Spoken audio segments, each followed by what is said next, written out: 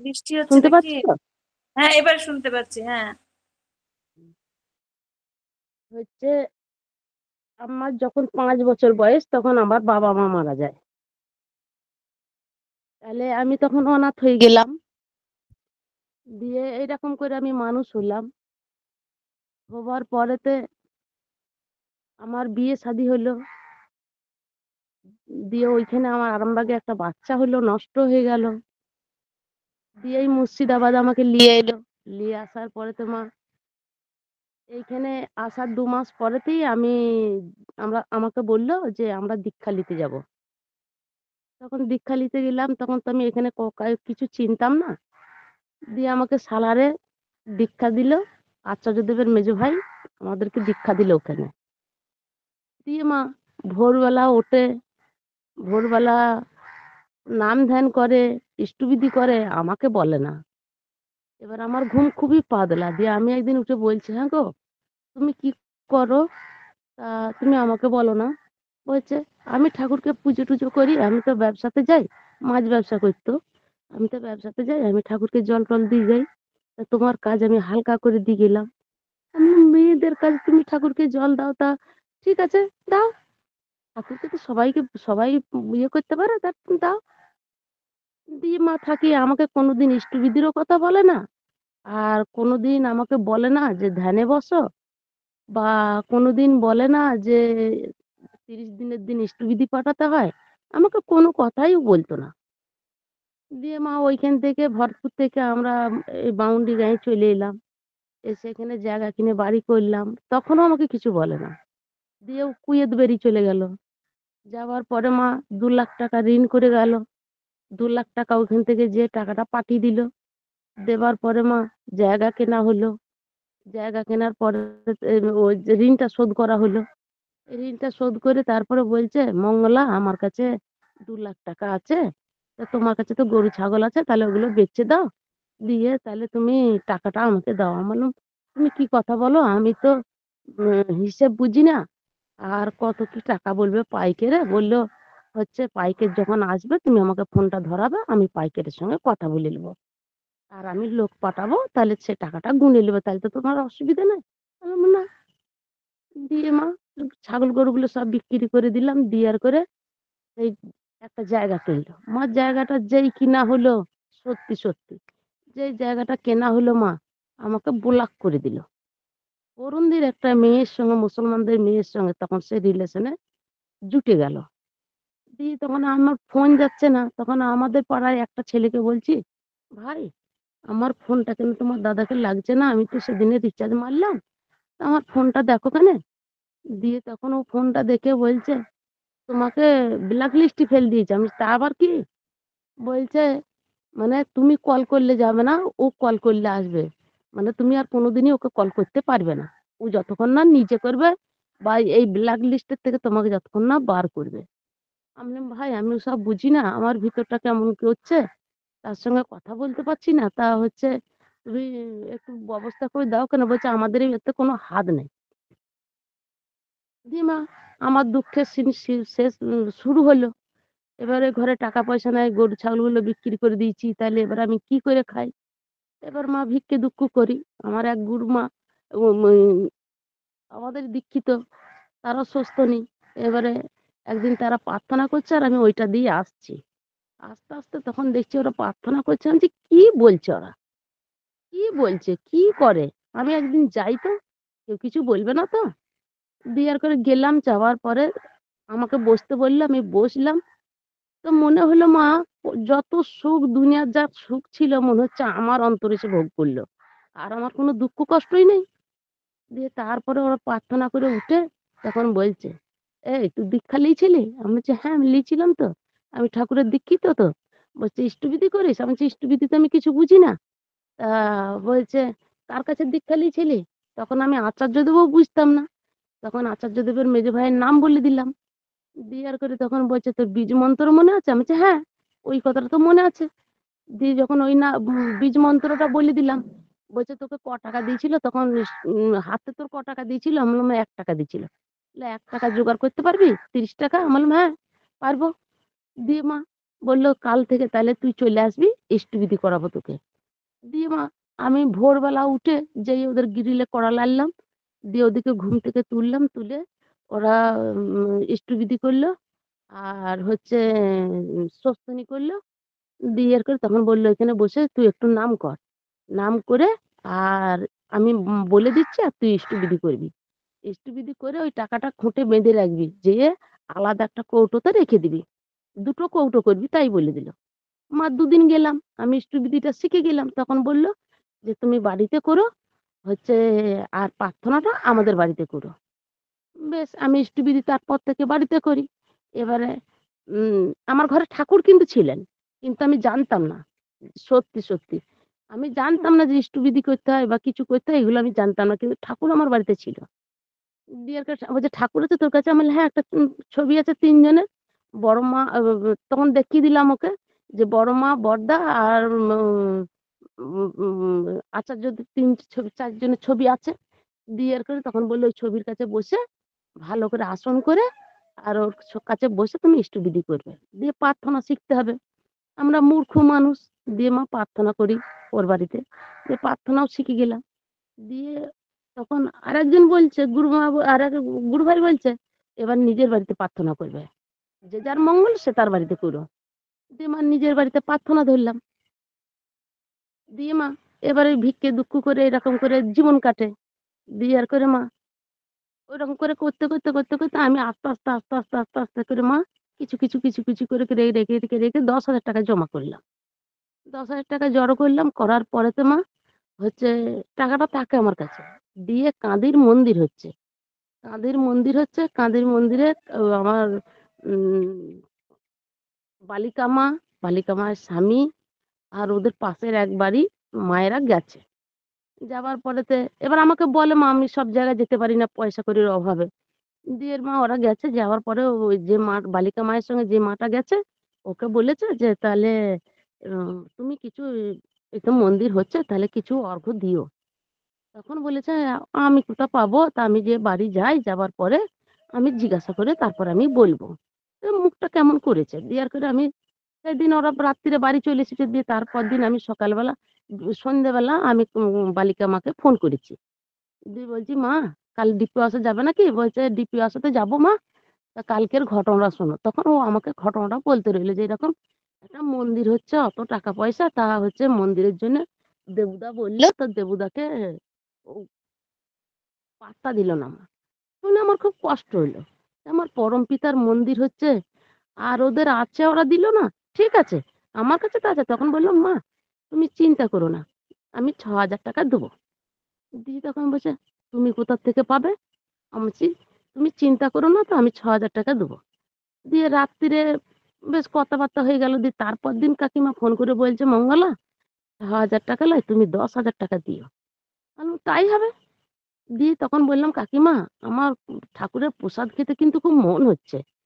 তখন বলল মঙ্গলা একটু চুপ করে থাকো, আর তো ২ দিন পরে বনভোজন আছে, তাহলে এই বনভোজনে যেয়ে প্রসাদ আমরা মা বিটি খেয়ে আসবো সালারে। দিয়ে আমি তখন বললাম কাকিমা তাহলে টাকাটা, আমার তো গরিবের ঘরের সংসার, আমার নাই বললেই তো ভেঙে যাবে। তাহলে আমি যখন ঠাকুরকে দেবো বলেছি তাহলে টাকাটা আমি তুলে আগে তোমাকে দিয়ে আসি, তুমি টাকাটা পৌঁছে দেওয়ার ব্যবস্থা করো। তখন বললো তুমি টাকাটা রাখো, আমরা বনভোজনটা খেয়ে আসি, তার সেই দিনে তুলবে, তুলে তোমার কাকা তারপর দিন তোমার বাড়ি যাবে, যে টাকাটা তুলে নিয়ে আসবে। বেশ। দিয়ে বনভোজন খেয়ে এলাম মা। দিয়ে আর করে বনভোজন খেয়ে এসে কাকিমা বলে গেল তাহলে তুমি টাকাটা তুলে নিও, আর তোমার কাকা কালকে কখন আসবে, দোকান আছে তো মুদিখানা দোকান আছে, ও যখন হোক চলে আসবে। আমি ঠিক আছে। দিয়ে মা বিকাল থেকে ৪ বার গেলাম দোকানে, ওই ব্যাংকে মা, কি ভিড়, বাবারে ঠেলে ঢোকা যায়নি। চলে এলাম। এসে কাকিমাকে বললাম কাকিমা খুব ভিড় গো, তুলতে পারলাম না। বললো তাহলে কাল সকালে দেখো। আমি বললাম, বেশ। দিয়ে মা দুপুরে বনভোজন খেয়েছি, দিয়ে রাত্রিবেলা ২টি ভাত বসিয়েছি কাঠের জালেতে। তা তখন ৮টা বাজছে, ৮টা ১০-১৫ হবে। তখন আমাকে কেউ বলছে এই এখন যা, ব্যাংকে খালি হয়ে গেছে, এখন যা। দিয়ে তখন মা আমি আকার জালটাকে কমিয়ে দিয়েই ভাত বসানো আছে আমার একাতে, মিটকেসের উপরে তো বইটা ছিল, নিয়ে আমি যেই চলে গেলাম, হ্যাঁ মা যে দেখছি ব্যাংকে এবারে ফাঁকা। আমি যে টাকাটা 10,000 টাকাটা তুলে নিয়ে এলাম। নিয়ে এসে কাকিমাকে ফোন ধরাইলাম। ধরিয়ে বলছে, "কি হলো মঙ্গলা? তুমি তো এই তো কথা বললে, আবার কি হলো?" আমি বলছি, "কাকিমা এই কথা।" দিয়ে কাকিমাকে ঘটনাটা বললাম। বলছে, "ঠাকুরেরও ইচ্ছা গো তোমার কাছ থেকে টাকাটা লিয়ার। তোমার প্রতি কত দয়া গো।" আমি বলছি, "তার ইচ্ছা না থাকলে কোনোটাই উপায় হয়নি।" দিয়ে এর করে মা টাকাটা দিলাম। দেবার পরেতেই তারপর দিন কাকা এলো, এসে আমি টাকাটা হাতে দিয়ে দিলাম। দেবার পরে মা আমার স্বামী বাড়ি এলো। বাড়ি আসার পরেতেই এবার ও বাড়ি এলো, আমার ইন্দিরা আবাসন ঘরটারও ইনকোয়ারি এলো। দিয়ে মা ও বাড়ি এসে বেশ ২ দিন থাকলো। থেকে মা ও বাড়ি থেকে সরে পড়লো। ওর হাতে কত মাদুলি মা! সে আমাকে ছুঁচ্ছে না, আমার কাছকেও আসছে না, ভালো করে কথাও বলছে না। ঠাকুরগুলোকে দেখছে আর ছুটে, ছুটে পালাচ্ছে। দিয়ে মা তখন বলল, "তোর বাড়িতে আর থাকা যাবে না।" আমি বললাম, "কেন? বাড়িতে থাকবে না কেন? তোমার বাড়ি, তোমার ঘর, তুমি থাকবে না কেন?" বলছে, "তোর ঘরে যা ঠাকুর আছে আমি এখানে টিকতে পারবো না।" দিয়ে মা ও হাটতলায় ঘর ভাড়া পালালো।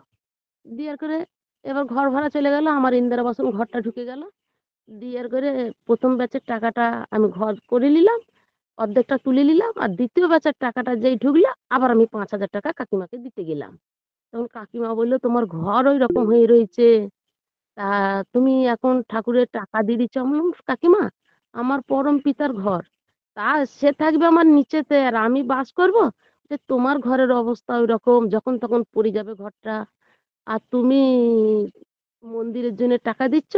বললাম, "মা যদি আমি একবার মুঠো খেতে পাই, তা আমার ঠাকুরও এক মুঠো খেতে পাবে। তার দয়াতেই তো চলছি, তার দয়াতেই তো খাচ্ছি। সে না দিলে তো আর পৃথিবীর আলো দেখতে পেতাম না। তাহলে সে তো সারা জীবনটাই আমাকে দেখিয়ে এলো। তার জন্য আমি কি করতে পারলাম?" দিয়ে মা এবারে যেই টাকাটা দিলাম, দেবার পরেতে এবার তখন আমাদের জেলা উৎসব এসে গেল। জেলা উৎসব এসে গেল, তখন আমরা ৪-৫ টা মায়েতে আমরা ৮০,০০০ টাকা কালেকশন করলাম। আমরা জেলা উৎসবে দিলাম ৩০,০০০ টাকা। ওদের ঘাটতি হয়ে গেল, ওদেরকে ফের দিলাম ১০,০০০ টাকা। বাকি টাকাটা আমরা রেখে দিলাম। বালিকা মায়েতে আমাদের কথা বললাম, দলকে কাউকে জানাবে না, বললো ফিস্টি করে খাবো। এই টাকা যা হবে আমরা মন্দিরে দেবো। দেবুদাকে ডাকা হলো। দেবুদা এসে তখন বলল যে, "ওই টাকা নেবো না, তোমরা ১,০০,০০০ টাকা কালেকশন করে দাও।" তখন আমরা মা বিটিতে লাগলাম, ওই বালিকা মায়েতে আমাতে লাগলাম। শুধু দুজনই আমরা কালেকশন করতে রইলাম। দিয়ে আমার ঘর হয়ে গেল। জানলা দরজা মিল্লা কিচ্ছু লাগাতে পারি নাই। গ্রিলও লাগাতে পারি নাই। শুধু সামনের গ্রিলটা লাগিয়েছি আর সবই আমার ফাঁকা রয়েছে। তখন আমার ১,০০০ টাকা আমার কাছে পুঁজি। তখন আমি কাকিমাকে বললাম, "কাকিমা আমার ঘরের অবস্থা খুব খারাপ, তো দেয়াল তো পড়ে গেছে। তাহলে আমি নতুন ঘরটাতে যাবো। আমার ঠাকুর খুব কষ্টেতে আছে। তা আমি খুব কাঁদছি আর কাকিমাকে বলছি, "কাকিমা আমি ঠাকুরের কষ্ট দেখতে পাচ্ছি না। আমার ধুলোয় কাদায় বসে আছে। তাহলে কালকে এসে একটু প্রার্থনা করে আর আমার ঠাকুরকে ঘর ঢুকিয়ে দাও কেনে?" বলল, "বেশ তাই হবে।" দিয়ে তারপর দিনে ও প্রার্থনা করতে এলো। এসে আমি ঠাকুর নিয়ে গেলাম। নিয়ে যেয়ে ঠাকুর আমার ওই ঘরে বসালাম। বসিয়ে মা আমি ইয়ে করলাম। কাকিমা বলছে, "বঙ্গলা এখন ৫,০০০ টাকা টান পড়ে গেল গো। ১,০০,০০০ টাকার থেকে ৫,০০০ টাকা টান পড়ে গেল। তুমি যে বললে তোমার ননদ দেবে ১৫,০০০ টাকা।" বলল, "ও তো দিল ৫,০০০ টাকা। তাহলে তো ৫,০০০ ১০,০০০ টাকা টান। তোমার কাকা আমি তো দিয়েছি ৫,০০০ টাকা। তাহলে ৫,০০০ টাকা টান।" তখন আমার কাছে ১,০০০ টাকা ছিল। তখন আমি সেটা দিলাম। তখন বলছে, "মঙ্গলা তাহলে তুমি যে টাকাটা দিয়ে দিলে, তাহলে তোমার কাছে তো কিছুই নাই?" আমি বলছি, "সে পরমপিতা তো আছে। তার দয়াতেই সবকিছু চলছে, যখন সবই আমার তার দয়াতেই হবে। আমি চিন্তা করি না কিছু।" দিয়ে মা আবার এক মুসলমানরা দিয়েছে আর এক গুরু ভাইরা দিয়েছে। দিয়ে ১,০০,০০০ টাকা পূরণ করে আমরা মন্দিরে দিয়ে দিলাম। দেবার পরে মা আমরা বেশ চলি, বেশ থাকি। দেওয়ার করে মা একদিন আমি এখানে রান্না করছি, এই উঠোনেই রান্না করছি। মা আমার চুলটা খোলা আছে। আমি চান করলে কোনো সময় আমার মাথার চুল খোলা থাকে না। তা এবারে আমি মাথার চুলটা আমার খোলা আছে মা। এবারে আমার চুলে আগুন লেগে গেছে। আর মোবাইলের সঙ্গে একটা ইয়ের সঙ্গে, সেই গানের বক্সের সঙ্গে কালেকশন করে দিয়েছে ওই বালিকা মারাই। ওরাই দিয়েছে ওই গানের বক্সটা। দিয়ে আলোচনা চলছে। আর অন্তরে নাম চলছে আর আকাতে ভাত হচ্ছে। আর মা আমার চুলে আগুন লেগে গেছে। দেওয়ার করে আমি চুলটা ঝেড়ে দিয়েছি। দিয়ে মা চুলটা খোলা আছে। কিন্তু আমি এ সামনে ধারে আমার একটা ব্রাহ্মণদের মেয়ে আর একটা বউ দাঁড়িয়ে আছে। দিয়ে আর করে আর আমি ওদের মুখ করেই দাঁড়িয়ে রয়েছি। দিয়ে তখন আমাকে পেছু দিক থেকে বলছে, তুই শাড়িটা খুলে দে, তুই শাড়িটা খুলে দে। তখন তাড়াতাড়ি করে চুলটা জড়িয়েই মা, আমি শাড়িটা, যখন আমি কোঁচা দিয়ে শাড়ি পরি, আমি এমনি আট পরে পরতে পারি না, দিয়ে কোঁচা দিয়ে শাড়ি পরে এবার সেই ব্যাগটাকে সব খুলে যখনই আমি যখন শাড়িটা খুললাম মা, আগুন দেখতে পেলাম না। দিয়ে আর করে তখন এবার আমি যেই কাপড়টাকে খুলে যখন ফেলে দিয়েছি, তখন কাপড়টা আমার আবার ধুধু করে জ্বলছে। তখন ওর বামবন্ধার মেয়ে ওটা বলছে, এই তোর কাপড়টা ওরকম করে জ্বলে গেছে, তোর পেছনে ছায়াটা দেখ। ওই ছায়াতে আমার কিছু হয়নি। বলছে, বাবারে, তুই তো পুড়ে দানি মরে যেতিস। আমি যে পরম পিতা আছে তো আমার সঙ্গে, তাহলে আমি পুড়বো কেন? দিয়ে আমার স্বামী চলে গেল, যাবার পরে তো এবার আমার স্বামীকে নিয়ে আমার একটা টেনশন হয়ে গেল। দেওয়ার করে এবার আমার মাথাটা গন্ডগোল করতে রইলো। দিয়ে কাকিমা বললো, আমরা দেওঘর যাব। আমি চলো। দিয়ে আর করে ওরাই সেদিন গাড়ি ভাড়া দিয়েছিলেন আমাকে, সঙ্গে করে নিয়ে গেছিলেন। দিয়ে আর করে বললো, মঙ্গলা, তোমাকে এক পয়সাও দিতে হবে না, আমরা সঙ্গে করে যা খরচা হবে সব আমরা দেবো। দিয়ে আর করে তখন ওরা আমাকে সঙ্গে করে দেওঘর নিয়ে গেল। আর এখানে একটা ছেলে তখন অসুস্থ ছিল, সেই ছেলেটারও দীক্ষা হতো। ওদের ফ্যামিলিটা, ব্রাহ্মণদের, ওদের ফ্যামিলিটা আর আমরা সবাই মিলে দেওঘর গেলাম। আমি মনে ঠাকুরকে শুধু বলতাম, ঠাকুর আমি যাজন করব, ঠাকুর আমি কি করে যাজন করব, আমাকে একটু বলে দাও ঠাকুর, আমি যাজন করব। তো মা, হাওড়ার দুটো মেয়ে বসে আছে, সত্যি সত্যি ফিলাল অফিসটার সামনে যেখানটা আচার্যদেব বসে, দু তিনটে সিঁড়ি আছে ওইখানে, একটা মেয়ে সিঁড়ির উপরে বসে আছে, আর একটা মেয়ে সিঁড়ির নিচে পাঁচালি করছে। মা গো, ওইখানটায় আমি দুটো মেয়েকে এত সুন্দর করে যাজন করলাম, তা কাইকে আমি বলে বোঝাতে পারবো না। তা মা, যাজন করার পরেতেই যখন আমার স্মৃতি এসেছে, তখন আমি কিন্তু কেটে পড়েছি। যেখানটা ঠাকুর ভোগ দেয়, আচার্যদেব যেখানটা বসেন ওইখানে একটা ঠাকুর ভোগ দেয় না, ওইখানটাকে আমি সরে পালিয়ে গেলাম ভয়ে। আমার তখন প্রচন্ড ভয় এসেছে যে মানে আমি যে যাজন করেছি, মানে আমি নিজেই জানি না আমি তাদেরকে কিভাবে যাজন করেছি। যখন আমার স্মৃতি এসেছে তখন আমি কেটে পড়েছি। দিয়ে তখন আমি মনে মনে বলছি, ঠাকুর তুমি আমাকে দিয়ে যাজন করে নিলে, ঠাকুর তুমি আমার মুখ দিয়ে বলি নিলে, ঠাকুর তোমার কত দয়া গো, আমার মনের আশা তুমি পূরণ করে দিলে। দিয়ে মা, বেশ, ওই তারপরে দিয়ে আচার্যদেব এসে বসলেন। বসার পরে বলছে, যে গেছে সে যাক, যে সামনে আছে তাকে নিয়ে থাকবে, ভিক্ষে করে খেলেও তুমি সুখে। তাহলে আমার ওখানে নিবেদন হয়ে গেল মা, তাকে আমার নিবেদন করতে হলো না। দিয়ে মা, মাথার আর গন্ডগোল, রাত্রির বেলা আমরা সেইবারে ঘর পাইনি। এবার আমাদেরকে ঘর ভাড়া নিতে হয়েছে। দিয়ে এবারে ঘর ভাড়া নিয়েছি। এবার আমি, কাকিমা, কাকিমায়ের ছেলে, আমরা 5 জন একটা ঘরে, আর ওরা ফ্যামিলিটা নিয়ে একটা ঘরে। মা, ওদের একটা বড় খাটেতে ওরা শুলো, আর আমি সিঙ্গেল বেডটাই শুলাম। মা, আমার সিঙ্গেল বেডটাতে ওদের কাঁথা বালিশ ছিল, ওদেরকে দিলাম, আমার বালিশটা ঝাড়লাম, দিয়ে বালিশটা ঝেড়ে আমি মা বিছানায় মাথা দিয়েছি। মা গো, মনে হচ্ছে ঘাড় দিয়ে আমার এক মুঠো উকুন আমার ঘাড়ের এই সোজা ঢুকে গেল। আমি বলছি, কি কাজ হলো গো, একে কাছে টাকা পয়সা নাই, ওরা ভাড়া দিয়ে নিয়ে এলো, আবার মাথায় উকুন ঢুকে গেল। দিয়ে বেশ মাথায় থাকে, কাকিমাকে বলি না ওর মাথায় উকুন নাই, তাহলে ও আবার একটু খ্যাচ খ্যাচ করবে, ওকে আর ভয়ে বলি না। দিয়ে আর করে আচার্যদেবের কাছে এলাম। তখন আবার আচার্যদেব বলছেন, যারা বেশি নাম ধ্যান করে তাদের মাথায় তেল ওই হাত দিলে আয়ু কমে যায়। আমি তখন ঠাকুরকে বলছি, ঠাকুর রাত্রিরে মাথায় উকুন ঢুকে গেল, আর সকালবেলা তুমি বলছো নাম ধ্যান বেশি করলে মাথার তেলে হাত দিলে আয়ু কমে যায় ঠাকুর, তাহলে আমি উকুন কি করে বার করবো ঠাকুর? দিয়ে বাড়ি চলে এলাম মা। স্নান করে চুপ করে দাঁড়িয়েছি। মা গো, আমার সেই মাথা খারাপ একবারে জিনিস হয়ে গেল। আমি এখন সুস্থ শরীরে, আমি লোকের বাড়ি কাজ করি, যা কাজ করি 2000 টাকা পাই। 2000 টাকাটা আমি মন্দিরের জন্য দিই, আর লক্ষ্মী ভান্ডারের যে টাকাটা পাই আমি মোবাইলে ভরি, আর একটু আধটু মুদিখানা করি। আর আমি গাঁয়ে চেয়ে মেগে যে যাকে যা চাই সবাই আমাকে দেয়। আমার মা এভাবেই সংসার চলে যায়। আমরা 6 জন, আমার পরম পিতা, আমার মা, আমার বাবা, ওই বড়দা, আমার আচার্যদেব, আমার ওবেন বাবুকে নিয়ে, আমার এই লিয়ে দুনিয়া, আমার এই লিয়ে সংসার মা। যদি কোনো ভুল ত্রুটি হয় তোমরা ক্ষমা করো। সবাইকে জয় গুরু। আরেকটু বলো দিদি, আরেকটু বলো। ওই ছেলেটার জয়গুরু। কথা বলি। হ্যাঁ, জয় গুরু মা। ওই ছেলেটার কথা বলি। ওই ছেলেটা বলছে ভূতে ধরেছে, ভূতে ধরেছে। ওই ছেলেটাকে মা, ব্রাহ্মণদের ছেলে, চক্রবর্তীদের ছেলে, ওই ছেলেটাকে মা ওরা রোজা কবরেজ অনেক কিছু দেখিয়েছিল, দেখানোর পরে তো ওদের কিছু হয়নি, ছেলেটা বিছনায় পড়ে থাকতো মা মরার মতন। দিয়ে ওই বালিকা মা আমি ওদের পাড়ার থেকে দু একদিন কোনোদিন কেউ আসতো কোনোদিন আসতো না, তো ওই ছেলেটাকে নিয়ে মা আমরা প্রত্যেক দিন ওদের বাড়িতে প্রার্থনা করতাম, মঙ্গল প্রার্থনা করতাম। যেদিন প্রথম প্রার্থনা করতে গেলাম, ওদের গ্যাসের ব্যবসা আছে, দেখছি গ্যাসের দোকানের ভিতরে আমার ঠাকুর বসানো আছে। আমার দেখি মা গোটা গায়ে কাঁটা পড়ে গেছে, আর আমি থরথর থরথর করে কাঁপছি, মনে হচ্ছে ঠাকুর যেন আমার শয়ন ভর করেছে, যে আমি এমন কাঁপন কাঁপছি। কাকিমা বলছে কি হলো, আমার বলছি ঠাকুরের অবস্থা দেখো, তা আমার আমার কাঁপুনি কেন হচ্ছে আমি জানি না। তা হচ্ছে ঠাকুরকে দেখে অবস্থাটা দেখে আমার কষ্ট হচ্ছে।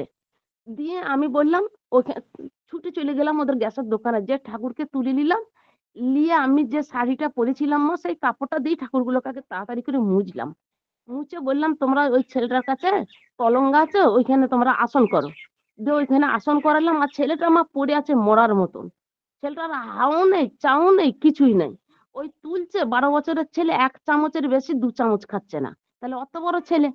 দিয়ে ঠাকুরের আসন করলাম, করে আমরা বালিকা মায়েতে আমাদের প্রত্যেক দিন আমরা যাজন করি, মঙ্গল প্রার্থনা করি, প্রত্যেক দিন প্রার্থনা করি। আর ওদেরকে বলি তোমরা নাম ধ্যানটা করো, ওরা ফ্যামিলিটা সবাই দীক্ষিত।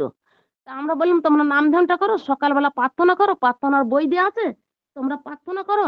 আর ঠাকুরকে জানাও যে সব সব অবস্থায় তোমরা রাজিতে থাকো, আর ঠাকুরকে বলো যে জানি না আমার কিসে মঙ্গল, তোমার ইচ্ছাই আমার মঙ্গল হোক। তো ছেলের জন্য তোমরা কিছু চাইবে না, ছেলের জন্য যদি চাইতে হয় তা আমরা চাইবো, তোমাদেরকে কিছু করতে হবে না। দিয়ে মা ওই ছেলে বালিকা মাকে বললাম মা তুমি কান্দির মন্দির আছে, তুমি ওই কিছু রডের জন্য ওর বাবাকে বলো কিছু রড দিক।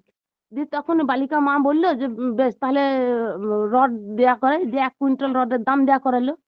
দিয়ে 101 টাকা দেয়া করালাম, দিয়ে করে কাঁদির মন্দিরে দেবুদার হাতে দিয়ে, ঋত্বিক তো ওর হাতে দিয়ে আমরা আবার ইয়ে করলাম, মঙ্গল প্রার্থনা করালাম।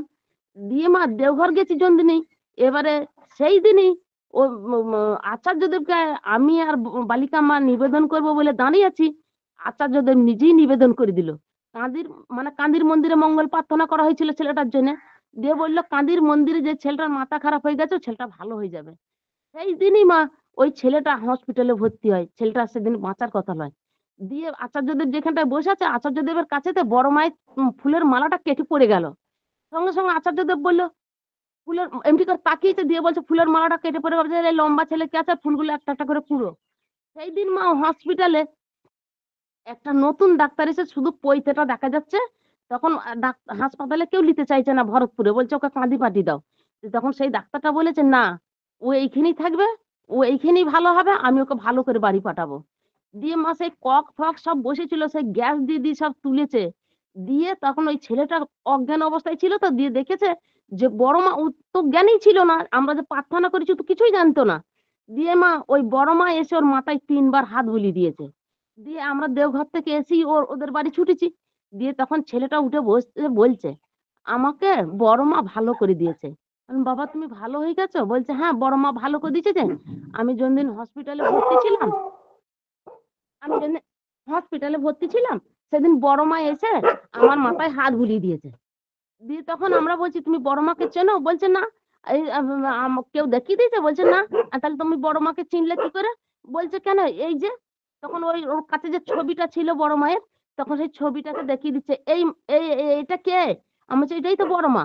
বলছে এই মাই তো আমার মাথায় 3 বার হাত বুলিয়ে দিয়েছে। দিয়ে মা ওই যেদিন আমরা গেছিলাম আমার নিবেদন করে দিলেন আচার্যদেব, সেই দিনতেই ওই ছেলেটার দীক্ষা হয়েছিল। ওপেন বাবু নিজে দীক্ষা দিয়েছিলেন, ছেলেটার মাথায় হাত বুলিয়ে নিজে দীক্ষা দিয়েছিলেন, একটা বিস্কুট খাইয়েছিলেন, একটু জল খাইয়েছিলেন, দিয়ে ওনাকে দীক্ষা দিয়ে দিয়েছিলেন ছেলেটাকে। এখন ছেলেটা পুরো সুস্থ। জয় গুরুমা। জয়গুরু জয়গুরু। তুমি তোমার ওই যে ঠাকুর যে এ করেছিল, ওই যে মাতৃ সম্মেলনে গেছিল, যেতে না বলেছিল সেটা বলো।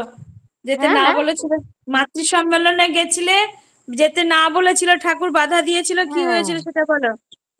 হচ্ছে আমাদের এই পাড়াতেই মাদ্রি সম্মিলন ছিল, এই শ্রাবণ মাসেতেই। দিয়ার করে মা আমার মন চাইছে না, আর হচ্ছে হয়তো ঠাকুরও চাইছে না। দিয়ার করে মা আমি বেরোচ্ছি আর ওরা চলে এসেছে, রাস্তায় দাঁড়িয়ে রয়েছে। এবার আমাকে ফোন করছে, দিয়ার করে মা আমার মন কিন্তু চাইছে না, আর ওরা কিন্তু আমাকে বারবার ফোন করছে, দল এসে দাঁড়িয়ে রয়েছে, আমাদের মাদ্রি সম্মেলনের দল এসে দাঁড়িয়ে রয়েছে। দিয়ে মা আমি বেরোবো তো 3বার হাঁচি পড়লো।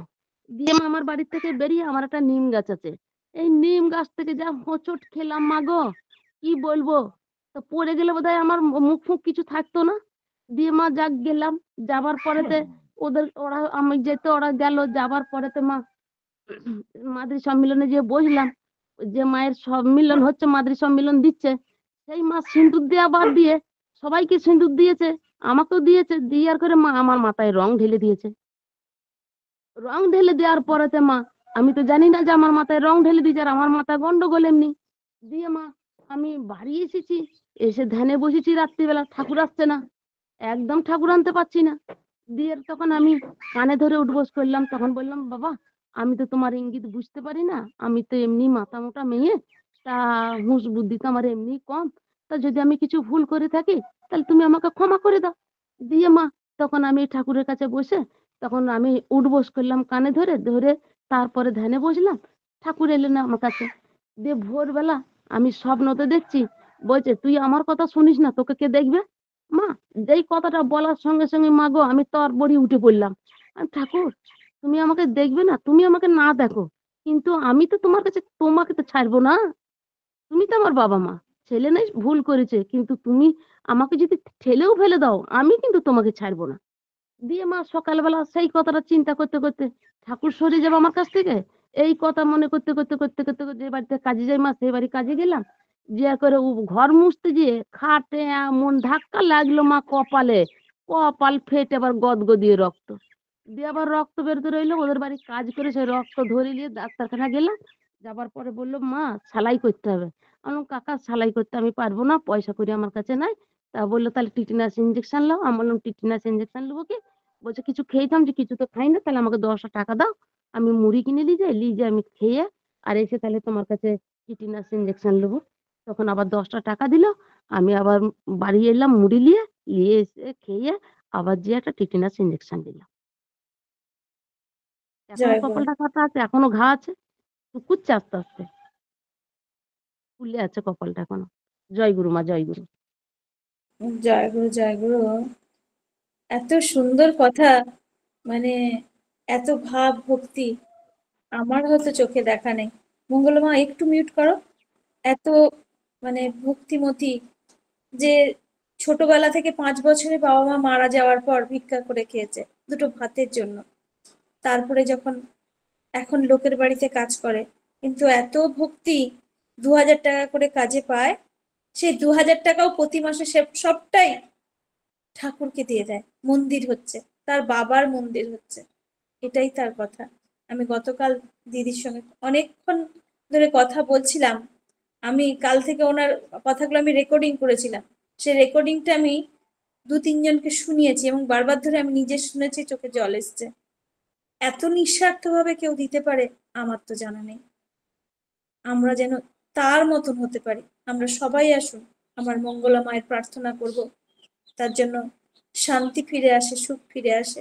পরমপিতা রাঙা রাতুল চরণে আমার মঙ্গলা মায়ের প্রার্থনা করি, এরকম যেন আমরাও নিঃস্বার্থভাবে ভালোবাসতে পারি। ওই 1000 টাকায়, লক্ষ্মী ভান্ডারের টাকায় তার সংসার চলে, আমরা লাখ লাখ টাকা ইনকাম করেও আমরা চালাতে পারি না। আমরা উদাহরণ দিয়েই শিখি না। জয়গুরু, ভালো থাকো মা। আবারও তোমার কথা শুনবো। আরো অনেক ঘটনা আমি শুনেছি, সেটা সময় অভাবে বলা হলো না, পরে আবার একদিন নিশ্চয়ই শুনবো। জয়গুরু। জয় গুরু মা, জয় এখন গুরু।